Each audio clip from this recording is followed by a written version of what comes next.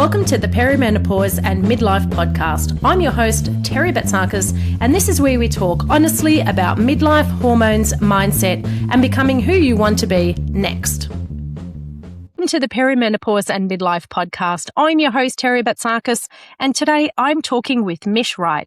Mish is an award-winning educator and one of Australia's leading voices in women's health and fitness.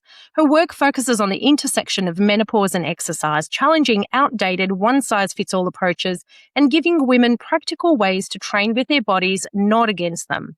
After experiencing pelvic floor dysfunction from traditional fitness methods, Mish shifted her career toward education that actually reflects women's physiology and lived experience. She is head of education at Women's Fitness Education, the creator of the Menopause Training Matrix and the Grace Protocol, and works with fitness professionals globally to rethink how we approach movement, strength, and long-term health in midlife and beyond. Now, I know Mish's stuff is pretty cool because I've actually studied some of it. Welcome, Mish. It is such a pleasure to have you. It's such an honor to be here, Terry, and congratulations on the podcast. It sounds amazing. Thank you. Thank you so much. I'm a little bit extra stoked today because I know how much knowledge you have. So I'm really looking forward to picking your brain. Pick away. So just to start with, can you share a little bit about yourself, what you do, and how you help ladies in perimenopause? Sure. Well, I started off, my first career was a teacher, as a primary school teacher, and I've worked in different countries around the world teaching. And then when I moved to Australia, I changed my career to the fitness industry, much like yourself. Yes. And at about the same age, in my mid-30s. And I would say I'm an academic first. And so I trained my body as per my textbook said. And even though my two children were nearly going to school and I'd had no pelvic floor dysfunction, I actually trained according to my textbooks and trained myself to pelvic floor dysfunction to the point of prolapse. And just in case any listeners don't know what prolapse is, it's when either the bowel, bladder, or the uterus falls out of place and can cause incontinence, which was my leading cause, and it can also, a full prolapse means that it can push out of the body. So it's pretty horrendous. And when she said to me that this is what's happening to you, I was like, but I don't even know what the word prolapse means. And the first thing I did was I went home and I opened up my textbook, did the glossary to look for pelvic floor, and that's when I found out that it was missing. Yeah. And so my world has kind of come 360 in the fact that I now write education for the fitness industry for this very, very important topic. So I cover all aspects of women's health, and I published my training perimenopausal menopausal women nearly 10 years ago. And it wasn't that popular back then, but gosh, it's popular now, isn't it, Terry? Well, I hadn't even heard the term perimenopause 10 years ago. In fact, I don't think I'd heard it maybe 3-4 years ago that I first heard the term. So definitely not. And it was not in my textbooks either. I had a blog that says perimenopause sounds like something that sticks to the bottom of your shoe. It just sounded, I love that. Awkward and awful, and I don't know what it is. Gosh, it actually feels like it too sometimes. That is true. Limping through life. Yeah, absolutely. So that's what I do and how I got here in a nutshell. I'm really excited that you did get here because I know I've learned a lot with regards to pelvic floor over the years from you. It's interesting how we've kind of had similar journey because I started off as a secondary school teacher qualification, but chose not to pursue that career and then went into, so I was doing training and so forth in corporates and running places. So it was kind of still in education and then pivoted into the fitness industry as well. So here we are. Yeah. Now, speaking of which, you talk a lot about training with your body. So whenever you're having any kind of discussions, you're like, work along with your body, don't work against it. What are some of the things do you think that women are getting wrong in exercise? Yeah, so I would have to say that the fitness industry can make something quite simple, quite complicated. And so the messages that are going out at the moment, like lift heavy shit, these are, first of all, we need to clarify that strength training is really, really important for our muscles and bones. And also the research, it can be really good for some menopause symptoms as well. However, what is heavy? What is heavy?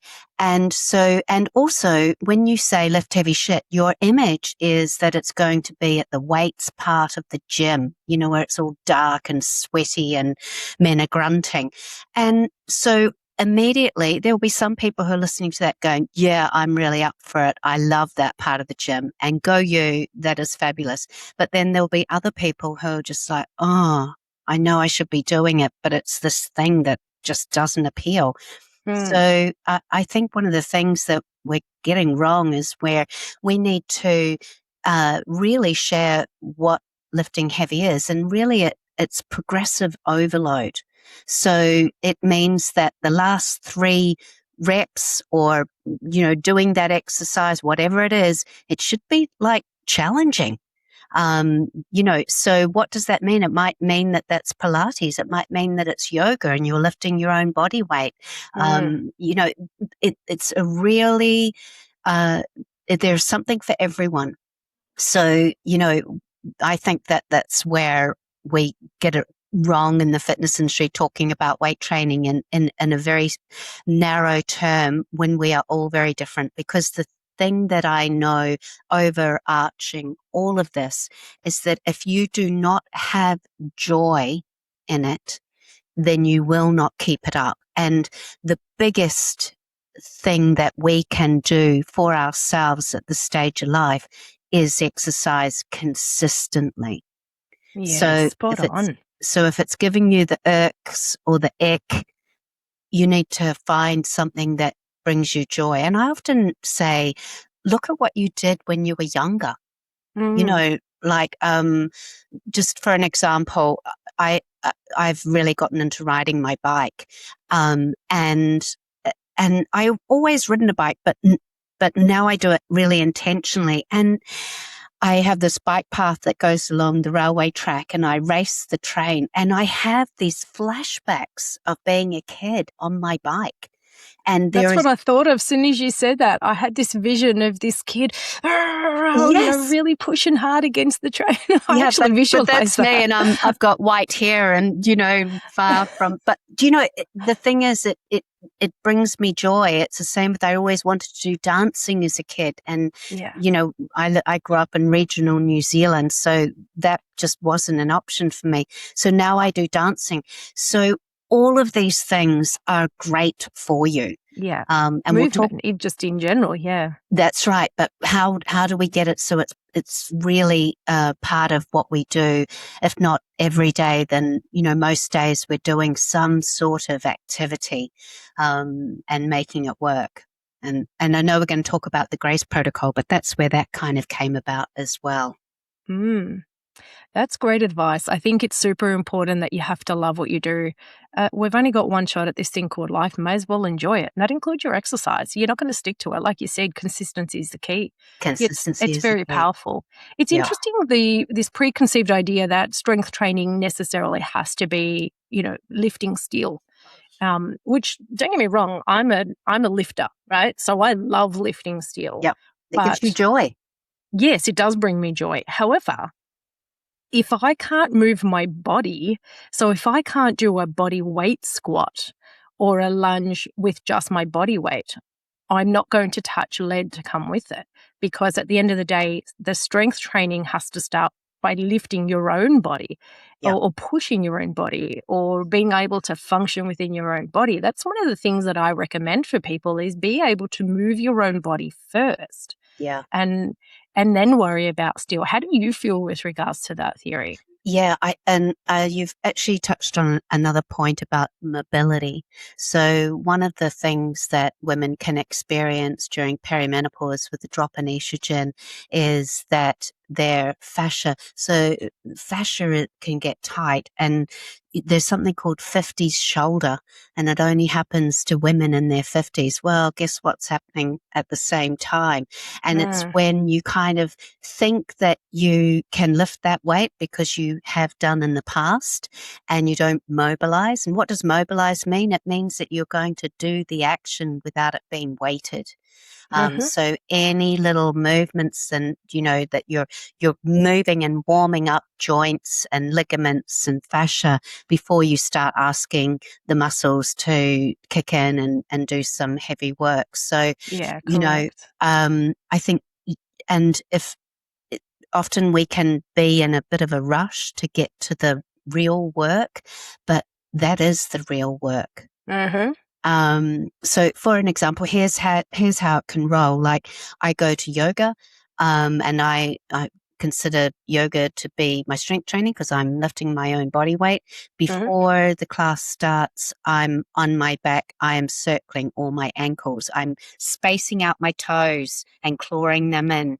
I'm doing circles with my shoulders. I'm doing rotations through my body. It's just, I just think about all the joints starting from my toes, moving upwards and move them.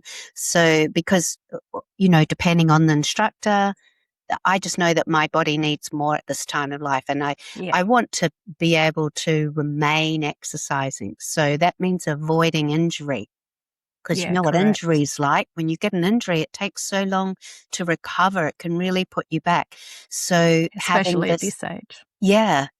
And even, thinking about your warm-ups differently, like, can you ride your bike to the gym or the place where you do your thing of exercise or walk? That in itself is, again, still just mobilize instead of, sitting in your car to the place, getting out of the car and then getting right into it, because that's what you used to do. And, our bodies were a lot more forgiving when we were younger. Yeah, correct. You were talking about mobilization, and the way that I describe this to my clients is very similar to Tin Man from The Wizard of Oz with the oil can. It's just lubricating those joints to just get them going. I could actually visualize you doing the whole rotation, a bit like Tin Man, getting things moving. And I guess, using an analogy like that, you get the picture of oiling the joints and getting them moving.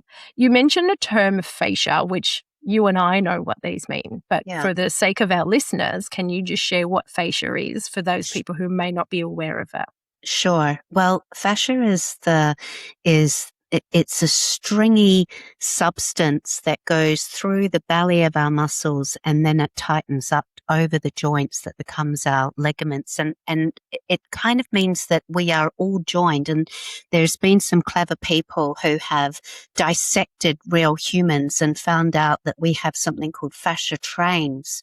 So it means that we're kind of all joined up together, and one way this can help. So there's one of the fascia trains is called the deep front line. It starts under your feet, starting kind of at your big toe, and it goes up your inner thigh, and then through the hips and over to the top of your head. So what that means, if you want to protect your pelvic floor, simply just by pressing your big toes into the floor while you're doing lifting, you're going to activate that front line, which is going to activate your pelvic floor and keep you, a little bit more protected as well. So fascia is connective tissue. It is mostly water. So if we're dehydrated, then that can also cause it to be sticky. So a well-hydrated body that moves means that fascia moves as well. So any kind of movement where you're moving through different planes of movement, because sometimes, especially if you've got like a traditional, at the gym, a traditional program, it might all be in the sagittal plane, in the forward and back. I think I've got that right. My brain's a little foggy today. But if you can work in the transverse plane, so, twisting, all of forward and back, side to side, twisting. All those planes really help get the fascia moving. Yes, correct. For the listeners out there, don't stress if you don't understand what sagittal plane, etc. is, transverse. That's for the fitness professionals listening. For the general population listening, what that just means is the ability to move, like Mish said, front and back, side to side, twisty, up, down, that sort of stuff. Yeah, So it's all just good in for layman's us. terms. Yeah, correct. It's interesting because I liken fascia into kind of the skin of a sausage, so that keeps the muscle together, but also the string in a puppet where the puppet moves all the way from the feet all the way up. And Yes, so when love I it. use that kind of caricature for clients, it's a way of them understanding that whatever you do in your feet is going to impact all the way up to your head and vice versa. And so everything is interconnected. And so if you've got a pain over here, it usually means that there's an ailment going on over this side. And so it all kind of pulls. A lot of people kind of go, oh yeah, I've got a pain, let's say in my elbow, I've got tennis elbow. And it's like, oh yeah, the pain is in my forearm. And so I get treatment in the forearm, but it's actually coming from the elbow. And that's because of that pulling, that's coming. So just I'm a character visual person. So that's why I teach in the same way, because I feel that if I understand it in cartoon words, maybe there's other people in that way too. Yeah, when I recently went to Real Bodies, I think it's called, and it's currently in Docklands in Melbourne. Did you go? I'm really wanting to see that. It's my third time. It hasn't been to Australia for a number of years, and for those people listening, it's cadavers, so real people who have donated their bodies to science, and they submit them to something called plasticization, which means they pickle them basically, and then they peel back skin, muscles, bones. Yeah, it's and so it good. is fascinating. I have to say, I hate any sort of blood and gore. If there's even on the TV, like they're doing some operation, I'm in the other room saying, is it finished? Is it finished? But take the blood out and I am all eyes. Interesting. It is super, super fascinating. I took my kids when they were... I went years and years ago when it was out here. Yeah, my son was very little. He's 18 now, so we're talking probably 10, 15 years ago when it came. And I'm the opposite to you. I'm really into blood and guts and all that stuff, right? So I was like in my element going, whoa, this is so cool. So I'd really like to see the latest too. It's so fascinating. I took my kids as well when they were little, and they said that it helped them, and it helped my husband as well, to really understand how your body functions. So they actually, you can see fascia and the nervous system. That's fascinating as well. How fascinating. I know. So if we move towards, if we return back into the actual movement side of things, traditionally we've been told, go push harder, go hard or go home. Yeah. At this time of life, we're kind of like, I don't know if that works. How do you approach that backfire that happens when people actually do that? So what are some of the things that you... I think it's good to understand why. And when we were younger, pushing a bit harder, eating a bit less, going for more cardio, it usually had the desired effect. So, I used to live in London. If I had a very light lunch and dinner during the week and up my cardio, then I could always fit into my leather trousers come the weekend, right? And so you kind of have that in your back pocket. And if you use that strategy, it often not only does it not work, but it often backfires. It can cause unwanted weight gain. And that's because we are really spiking our cortisol, our stress levels around all of that as well. So, I've just forgotten the question. I went off on a tangent. Can you remind me of the question again, So it was just, my question was just with regards to, we've been told to push harder, go hard or go home. Yes. So the question was just basically, how does that backfire on us today? Yeah. So we are all different. So there cannot be one blanket statement for everyone. And so it is all about where you're at, because people might be listening to this and they are an athlete, a professional athlete, and that's their job, is to push hard. But for a lot of people, it is about, really tuning in. I know it sounds twee to tune into your body to see how it is, but really you are the best driver of it. And where in the past you used to be able to push through, that pushing through might not have the desired responses that it used to have. It can make you even more fatigued and maybe flare up injuries. And like I said, your body put in a stress zone is going to do all the things that it likes to do, and that's conserve energy and put it in a place where it can easily access it, which is your midsection. So understanding about spiking your cortisol. We need cortisol. It's not like it's really a bad thing. We need it in the morning. It helps us get up. It's a really important part of the strategy of making muscle. So, and we all live in a world where there is this underlying stress that's happening all the time, whether we're kind of aware of it or tuning into it or not. So we just need to be more mindful that our exercise needs to be about what can we keep up with the rest of our lives. So, it is about doing it, but then tuning in each day to see where you're at. And especially if you are post getting your menstrual cycle as well. So your menstrual cycle is built in to give us a little break. It's not uncommon to say, do you know what, Hans, I need a day on the couch. I've just got my period, or I'm expecting my period, because we are cyclic beings. But when you don't have a period that's built in that might give you cause to pause, then that really is on you. Like, how was your sleep last night? If you are coming to the party with your tanks empty, then you need to do something that's called pacing, understanding how much energy you've got and then using it wisely. Now, that doesn't necessarily mean that you have to give up exercise, because there's so much that you can be doing, like mobilizing or gentle yoga. We just talked about how important that is, so it's still doing stuff, but making options that are better for you today. How are you feeling today? Yeah, I agree. I agree with regards to the cyclic beings. When you are getting a period, it's easy, as you said, to kind of pick up where it is.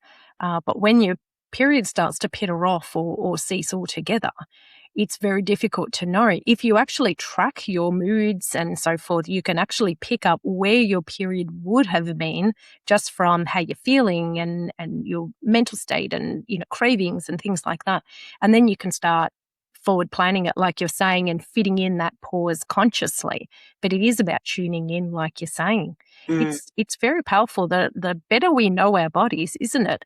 The better we can get at knowing, okay, what do we need to give it? What kind of energy do we need to give it today?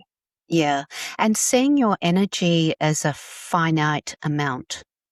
So, and you might use sleeping trackers. They can be a good indication, like you have a sleep score and it might give you, a sleep score. Okay, well, it's 100%, go hard, but if it's not, then choose options that are lower. And even if it's doing the thing that you're doing. So for example, I told you before we started, I'm low on iron at the moment. So and I also experienced long COVID, and that taught me the strategies of pacing. God. Yeah. And so I still might go to dancing, but my movements are small because there's other things that exercise gives you. It's the people that you connect with. It's your community and your connection, which are going to give you a boost. Loneliness is an epidemic. And, and someone just said to me just this last week that social media is no longer called social media. It's just media, because we're not social anymore. We don't know, isn't it? we don't know the people who we're being served up, and we might not see the people, and we might not comment. So we need to go out and forge our own connections, and having a short conversation with the person who's giving you coffee in the morning, or is a shot of oxytocin, of connection. So Absolutely. you might be low on energy, but find an option, but try and keep those social engagements, and just use smaller arms, smaller Yeah, legs. correct. Yeah, that's Wind it great down. advice. Absolutely. And my thing is, like, everyone's like, oh, I've got to put in 100%. And I'm like, okay, but you don't have to put in 100% out of 10 out of 10 every single time. Today, your energy might be 5 out of 10. That's Do right. 100% of 5. It's still giving all your effort in. But, if your energy is only 5 out of 10, cool. 100% of 5 is still great. Yeah, So that's right. I think just having that permission too, to be able to just kind of like chill, man. Yeah. I know even yesterday, I love lifting. Like I said to you, I love lifting, right? But yesterday I went out to train and I was like, I'm not really in the mood to lift heavy stuff today. I'd prefer to just move. And I just did some bodyweight functional stuff, which changed it up off plan, but I really enjoyed it. Yeah. Yeah. That's okay. And I really recommend getting out in nature as part of what you do as well. Like, I mean, I don't need to explain it, because you just know that when you're walking through the park, it doesn't, even people's gardens. I mean, I live in the city, so, it's not like an apartment, so I don't have a backyard to go and sit in. I have to go and seek out a park. But it can be done even in a built up place, and it still gives that effect of, we just feel grounded, more in control. It takes away our stress, and the research shows it as well, but we don't even need to read those researches, because you're smiling at me right now. You know it. Yeah. And the people listening to this, you know it. You know how you feel when you're looking at a fire, or looking at the ocean, or a body of water. So on those days when you don't have that energy, even simply going out for a walk where you sit under a tree is going to give you benefit, because we want to, one of the biggest questions that I get asked in this space is, what can I do about the fact that I'm putting on weight? I haven't changed anything. My diet's the same, but yet I'm getting fatter, and it's going right on my belly. And it's that thing, your body is storing, because it's in fight or flight. So it wants to be prepared for what's going to happen. And so we need to be doing things all the time that are telling your body, or the nervous system, that you're okay and you're safe. And one of the things about being in nature is that it really does that. Yeah. So it's never a wasted time. Nature is beautiful. You were talking about being next to nature in parks, and I was visualized. Did you ever watch Pretty Woman from the 90s? Yes. One of my favorite movies, where Julia Roberts and Richard Gere are at the park, and she's like, take your shoes and socks off, and they're just walking around on the grass, just getting that energy. And then she's like, let's just lay here like broccoli. And one of these sayings that kind of sticks with me is, anytime I'm talking with people about getting out to nature, I think I visualize Julia Roberts at that particular moment. But it's so powerful. Like, it really does. It's like water. What is it with water that just calms us straight away? Oh, I like the sound of rain. Not me personally, but lots of people say that. Yeah. I like hearing the rain. People like water features around the house. Love the lake, the beach. So yeah, great advice there. Love it. Yeah, absolutely. And the Japanese have a term for it. They have tree bathing. So I have adopted tree bathing. Most afternoons I jump on my bike. I try and race the train, and activate the little girl in me. And then in my basket at the back of my bike, I roll out my towel and I sit under a tree. 10 minutes. I do some breath work, and then I bike home. All in all, takes me about half an hour. But I am a different person. It's just really good. And really, it's not that's not complicated. It's something very simple. Sometimes we overcomplicate this thing called fitness, yeah? Yes. It's just sometimes we just narrow. need to... It's very narrow. And, you know, my invitation to the audience is, you know, think diverse. Think about what brings you joy and lean into that. I often stand around the kitchen, I should say, while I'm cooking, and I put on my Greek music, which is the thing that gets me buzzing when I need some chill time. If I want to work hard, I put on English music. If I want to chill, I put on Greek music. I don't know why that works in my brain, but it gets me active because whilst I'm cooking, I'm dancing in the kitchen. Yeah. And so that's my movement, you know, for that moment, which is great after sitting down in front of the computer editing, you know, podcasts. If this podcast is resonating, I'm Coach Terry Batsakis, a nutrition, mindset and health coach for women navigating perimenopause and midlife. I support women in managing hormonal symptoms, feel more at home in their bodies and move through this phase with confidence and clarity.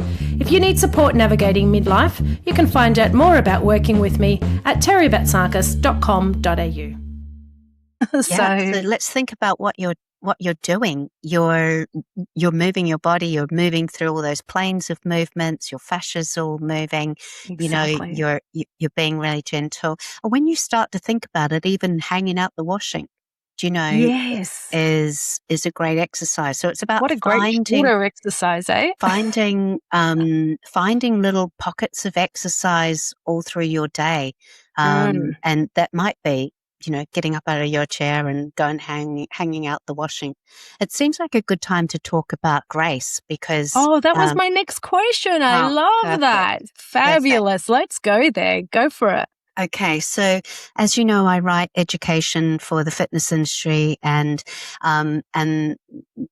it's sold through an organization. The person who runs that organization said to me, "Mish, what you need to do in your course is you need to put in some example programs for perimenopausal women." You can't see me, but my eyes are rolling, right? Because, you know, we are not a monolith. Women, there's such a diversity of symptoms. Perimenopause, some women it's like they've been hit by a bus. Other women fly through it. There's no rhyme or reason. So if I did a program, it would be just so generic and unuseful. But it was it was a really important question. And so I went for some really big walks and thought about how can we have a protocol to help people navigate exercise.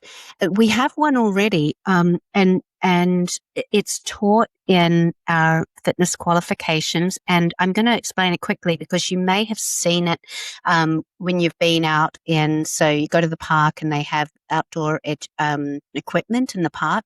They will often have the FIT principle. So this is how fitness professionals, especially when they're starting out, design programs. It stands for frequency, intensity, time, and type. And that's a lens in which they can prescribe an exercise program for the person in front of them. So I had that as a model, but frequency, intensity, time, and type, like everything to do with fitness, is based on the research of young, fit men. And that all sounds very good, but what if you've had shit sleep and you don't even know your name? You know what I mean? So it doesn't really work. So I came up with another protocol, and it's called GRACE. And it's an acronym as well. And I like to start off with the E, actually. E stands for endurance. Now, endurance is a term that is used in fitness, and it means, you know, you're going to go for an endurance run. It's a longer thing. But if we take that lens out and just think about doing something that you like a little bit longer, that's all. Doing it a little bit longer. So it might be, you know, you normally go for a walk every day, but one day you're going to tap into endurance and you're going to do it a little bit longer. Now, the reason why I talk about E first is it goes hand in hand with the concept that you have to push back on everybody and everything around you and give yourself permission to do something for a little bit longer. I Wow, know I that love that. women are super busy at this time of life. Their children are becoming teenagers, and that's a white knuckle ride. Their parents are aging. Their work might be stepping up at work. There's all these things. These, women in midlife are often really time poor. So E for endurance is about pushing back and allowing you to have more time. And that might mean, hubby can find his own things. Things can, not everything has to be the same. So how you manage that, but it's important. If you don't get that time to yourself, everything else will fall apart. So E stands for endurance, but G stands for grit, and that's strength training. But like I said, I feel like strength training has a very narrow image, and it can, like you, yay, but other people, So Don't worry, I err on some days too, like yesterday. well, you often find people fall into a camp of really loving strength training, but not really liking cardio. Or really loving cardio, not really liking strength training. But the reality is we need both. Both, yeah. So grit it means that, like, you cannot find a midlife woman who has not had some shit happen in their life and they've lived to tell the story, right? Yeah, absolutely. Absolutely, and then some, right? Yeah. And what happened is that you had stress and then you became stronger. And that's the same concept with grit. You need to put a bit of stress on your muscles and your bones so that they become stronger. So it's not... What a great way to describe that. I love that. Grit. It's inclusive. Inclusive to... Yes. I get my, knickers in a twist when I hear Pilates isn't strength training or this isn't strength training. It's progressive overload is going to be training. Unless you're training for a competition, then it might not cut the mustard. But for most folks, just adding stress. So G stands for grit. R stands for regulation. Now this is the one that we've kind of touched on it, but it's the one that is overlooked the most as a tool through midlife. We need to down-regulate the nervous system. We have stress just from life, and it's humming away in the background, and then it goes up even just by opening our emails. We don't have any quite beaten for some people. Yeah, we don't have wild tigers running after us, but our bodies are sitting in that what we call sympathetic nervous system, and we need to switch. So everyone understands fight and flight, right? Yeah. But what people don't realize is that there's an opposite to it, and it's called rest and digest, and it does just that. When you are in parasympathetic nervous system, when you've down-regulated the nervous system, then your body is digesting food. So instead of storing it, it's digesting it. But people say, I don't have time for I don't like meditation.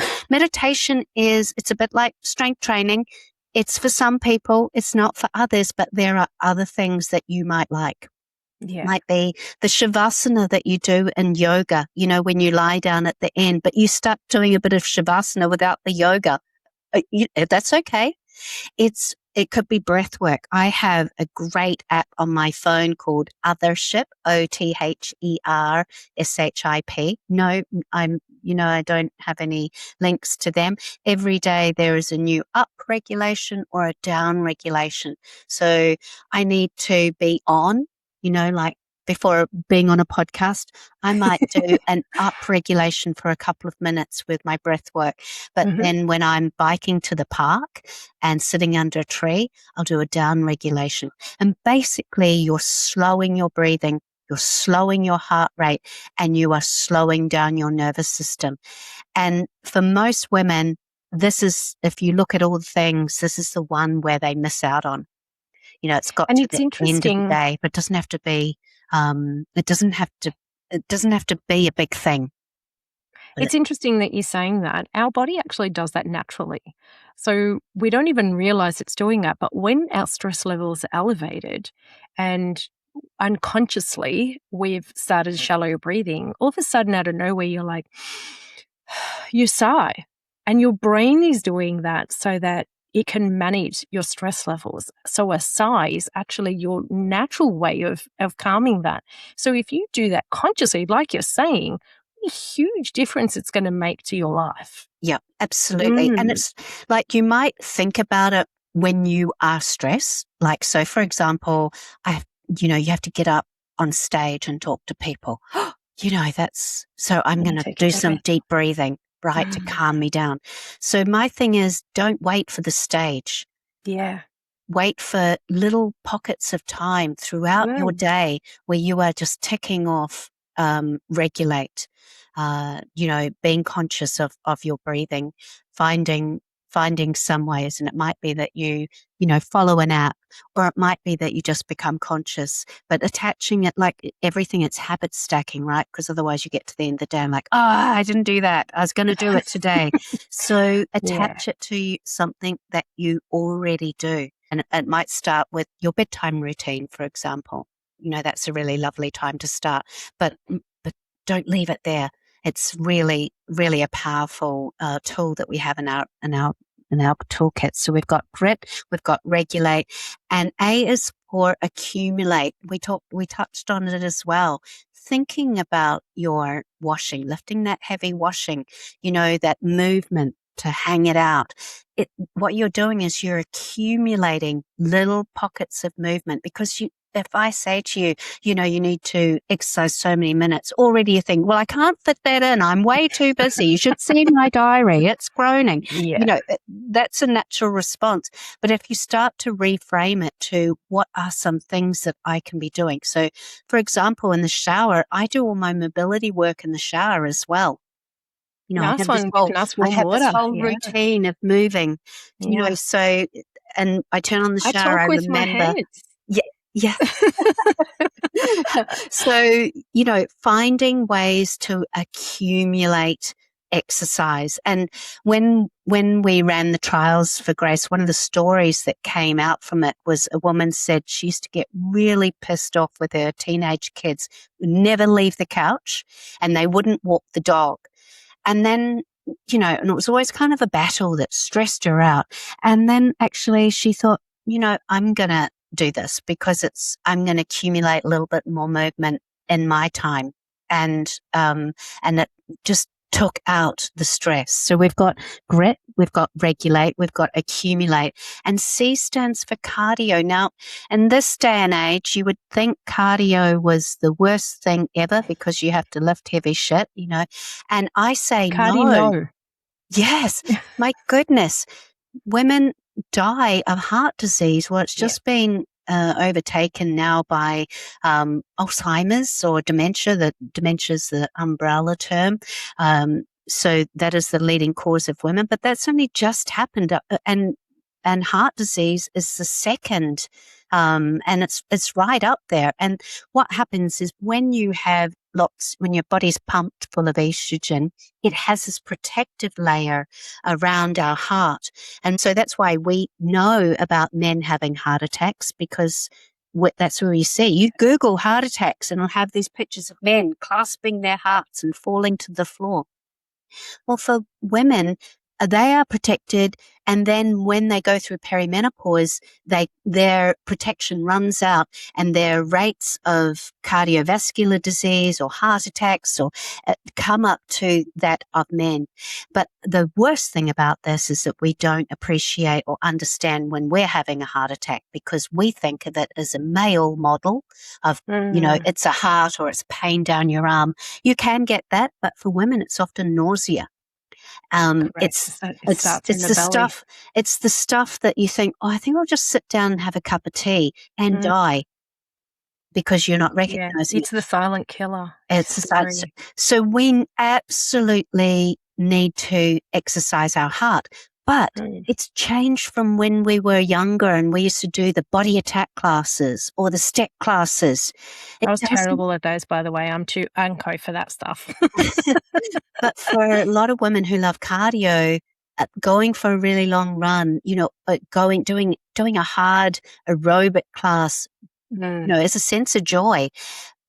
We don't need as much. It That's can right. be just as simple as that daily walk, including some stairs, and then going up those stairs so that you're huffy puffy at the top. Whatever it does, get a little huffy puffy, and it's that getting your heart rate up and then bringing it down, and then getting it up and then bringing it down. That is what trains the heart muscle. It's a muscle like anything else, and so correct. purely by just including a bit of huffy puffiness, it doesn't have to be long, will get your heart going. And that pumping, when it's pumping and you can't talk, and like that's your heart saying, thank you for looking after me. Yeah, exactly. But I'm really glad that you've covered this because I often joke with clients about cardio. And when you talk about cardio, automatically do assume going for a run, which in my younger years, I used to love running. It was my escape, like you said, mentally. And I was in kickboxing. So that was another way that I did cardio. So you think that cardio means high intensity, but it doesn't necessarily, like you're saying, it just means elevating the heart rate where you That's are right. just kind of struggling to hold a conversation, I guess, is another way of explaining it. So I'm really glad that you've really covered that because I think it's really important to realize that just going for a walk is actually classified as cardio. Yeah. But if you can add some stairs, and my thing is, if you get to, this is your daily thing, and then you get to the top of the stairs and you're not huffy puffy anymore, my tip for you is do it with your mouth closed. Do it with nose breathing, and you will get your heart rate up. The visualization that I said earlier, I just visualized Rocky climbing up those stairs. Dun, dun, dun, dun, dun, dun, dun. Right? I love that. Yes, absolutely. Close the lips and try and breathe through your nose doing it. What a great way to progressive overload. Progressive overload. Okay, so that we've gone over grace. Grit, regulate, accumulate, cardio, and endurance. Doing something that you love a little bit longer. Take a girlfriend, hang out with someone, push back on all the demands that you have in your life. And then there's one more, and this came after. So I devised this, and then I had we called it a Grace Advisory Panel. There were a group of gym owners and fitness and professional sports people who went out and trialed it with their clients, and we pulled back all the information, and we needed something else, and that's called the Grace Wild Card.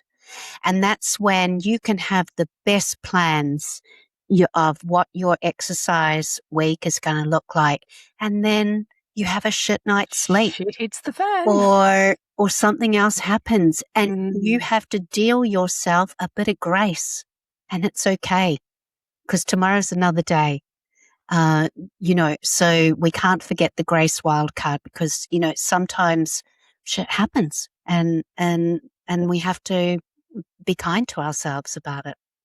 And this is why you're so successful as an educator, because you put everything in such simplistic terms and such realistic and kind ways for people to go, but this is non-judgmental. These are simple things that I can implement.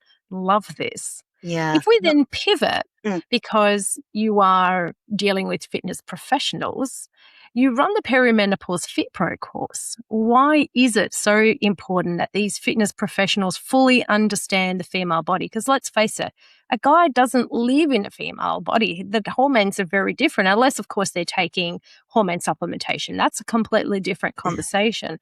But generally speaking, a biological male that has not had any female hormones put in is not going to fully comprehend what it feels like to be a female. But even for women, they don't understand what everyone's going through. They understand what they're going through. So coming back to my question, the Perimenopause Fit Pro course, fitness professionals, why is it so important for them to understand? Yeah. So I actually have 4 courses that are sold across the world. And so about menstruation, pre-postnatal, pelvic floor, and peri and menopause.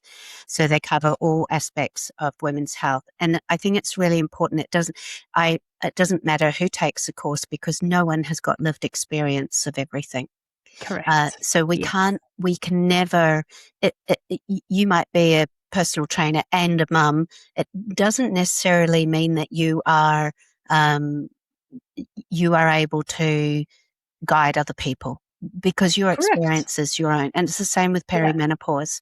So the biggest reason that I have these courses and I talk so much to about this is the single fact. And I think that once you hear this, it will help you understand why, if you've ever been to some organized fitness environment and you felt like you haven't fitted, and that's not just you. But the reality is that certificate 3 and 4 is based on the data and research of young, fit men. So that means that fitness professionals, unless they have done extra qualifications, will be training you on protocols that work for young, fit men. Now, it doesn't mean that your fitness professional is not a kind and loving person who wants the very best for you. I have yet to find, do you know what I mean? It attracts people into the industry who care about people, for sure. But they're working with a playbook that is only designed for 49% of the population. So, and not even them, really, because not every man's the same either. That is true. That is true. But the biggest difference we have, I like to say, is that men's hormones are very linear. They're the same all the time. They kind of decrease over time with age, but they are linear. But for women, it is very cyclic. And Yes. so everything, our hormones impact everything we do.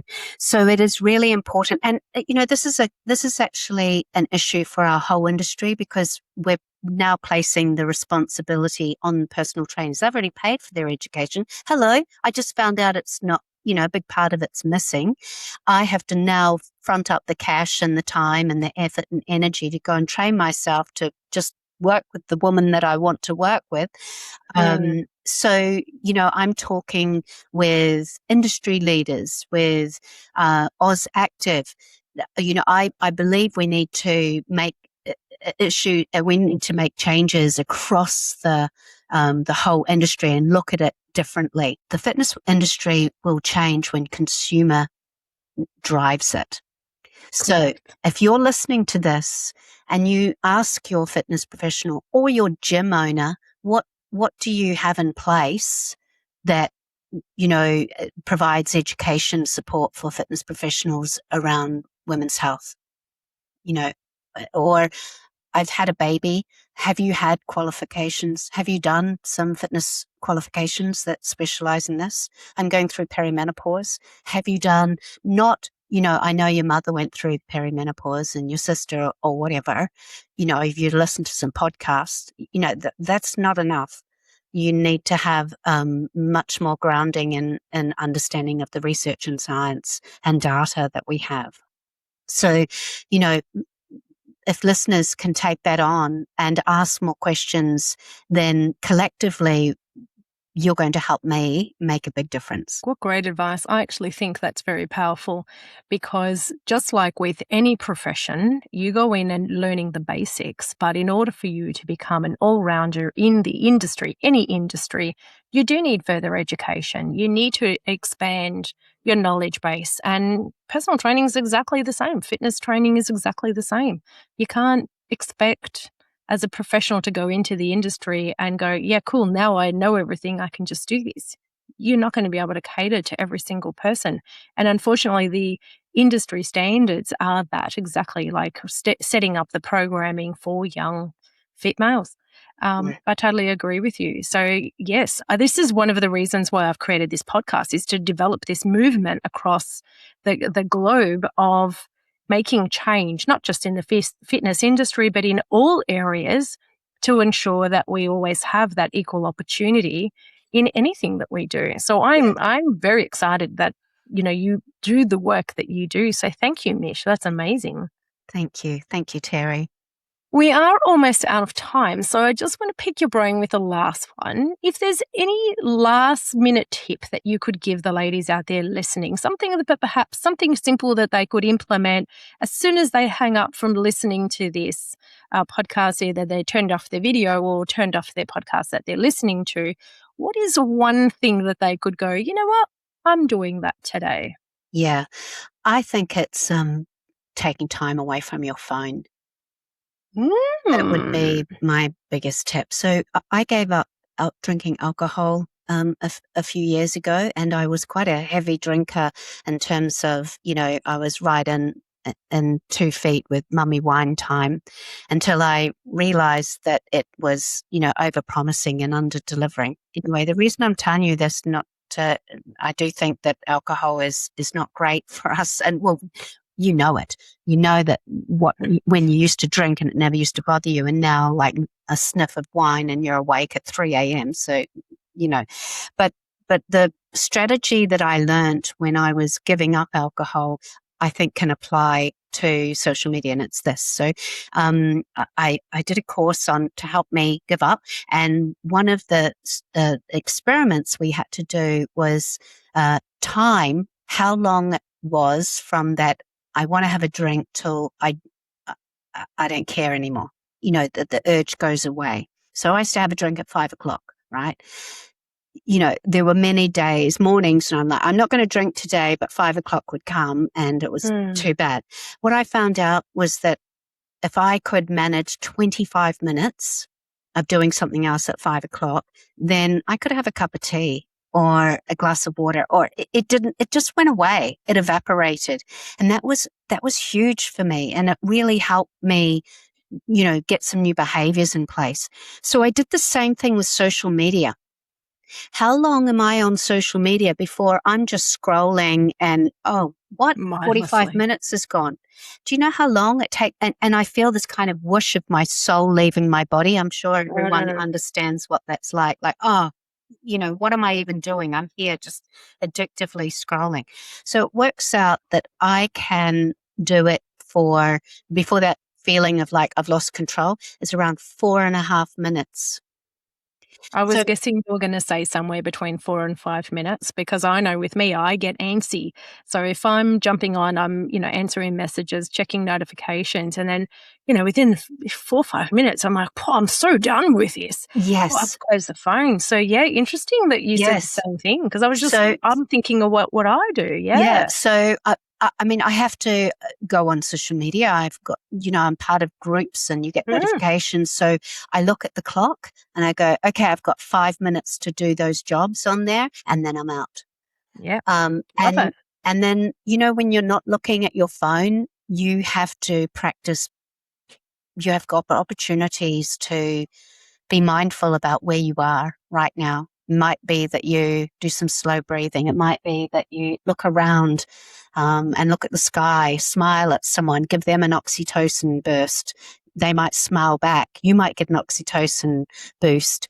But yeah, so just do that just be curious about how long you're on social media before your soul starts to leave your body. And then can that be your limit? And then you're only on for that long. Just being by being curious.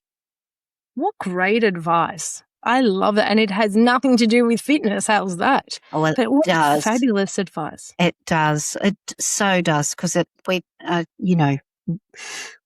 have got more time to do the things we really love doing. Like fitness. if we want to connect the two.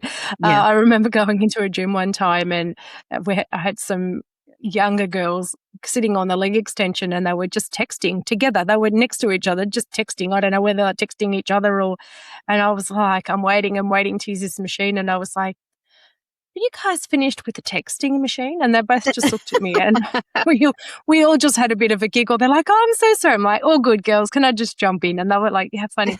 But I was like, I just wanted to connect that social media with the fitness then. Great story.